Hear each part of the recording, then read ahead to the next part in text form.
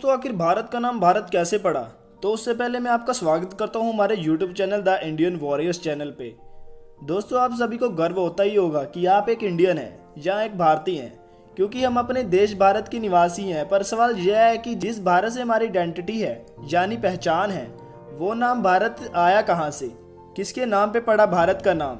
तो कहानी की शुरुआत में मैं आपको एक नोट दिखाने वाला हूँ जो भारत का संविधान द कॉन्स्टिट्यूशन ऑफ इंडिया का है, जिसके पहले ही आर्टिकल में पहले पेज की पहली लाइन पर यह लिखा है कि India that is Bharat shall be A union of states.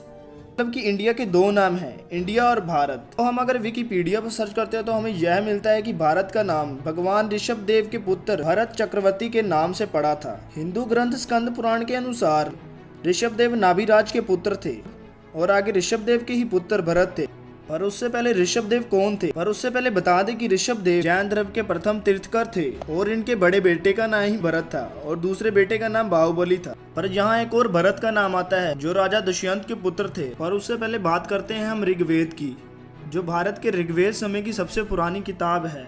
Rigveda में एक युद्ध का उल्लेख मिलता है जो ऋग्वेद के काल से पहले ही हुआ था। यह युद्ध का नाम दाशराज युद्ध था और इसे बैटल ऑफ द 10 किंग्स के नाम से भी जाना जाता था। इस युद्ध के एक तरफ राजा सुदस थे जो भारत ट्राइब के किंग थे, उनके साथ ही गुरु विविष्ठा थे और उनके सामने ही 10 पुरु क्लैन्स यानी 10 अलग अलग पुरु वंश जिनके साथ गुरु विश्वामित्रा थे। इस दुनिया के सभी युद्ध देखे जाएं तो यह युद्ध उन युद्धों में 15वें नंबर पर आता है। यह युद्ध कोई छोटा मोटा युद्ध नहीं था। इस युद्ध को एलिफेंट आर्चर सोल्जर से ही लड़ा गया था, पर यह पूरी तरह से प्रॉपर बैटल युद्ध था। कुछ स्कॉलर्स का यह भी मानना है कि यह गुरु विविष्ट और गुरु विश्वामित्रा का ही युद्ध था, क्योंकि वो ही इस युद्ध के दिमाग थे। तो चलिए अब जानते हैं गुरु विविष्ट और गुरु विश्वामित्रा कौन थे। सबसे पहले बात करते हैं गुरु विविष्ट की, जो भारत के महान सप्त ऋषियों में से एक थे, जिन्होंने ऋग्वेद की मंडल 7 को लिखा था और उनकी पत्नी अरुंधति थी। वह योग विविष्ट राम के भी गुरु थे और विविष्ट राजा दशरथ के राजकुल गुरु भी माने जाते थे।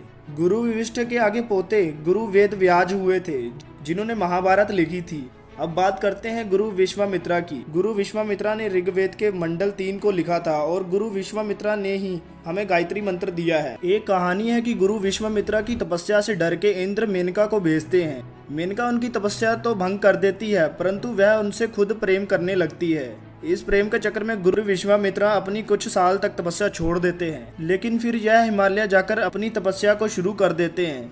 गुरु विश्वामित्रा और मेनका से एक पुत्री का जन्म होता है जिसका नाम शकुंतला था और बाद में शकुंतला का विवाह राजा दुष्यंत से होता है और आगे उनका एक बेटा होता है जिसका नाम भरत होता है। कहते हैं कि राजा भरत बचपन में ही इतने निडर थे कि वह अपने हाथों से शेर का जबड़ा खोल उसके दांत गिल लिया करते थे। अगर आपने भी बी आर चोपड़ा की महाभारत देखी है तो उसके पहले ही एपिसोड भरत की सभा लगी होती है जिसमें वह बोल रहे होते हैं, मेरा उत्तराधिकारी मेरा पुत्र नहीं, वही होगा जो इस गद्दी के काबिल होगा। तो वैसे तो बोला जाता है इनके ही नाम से भारत का नाम भारत पड़ा।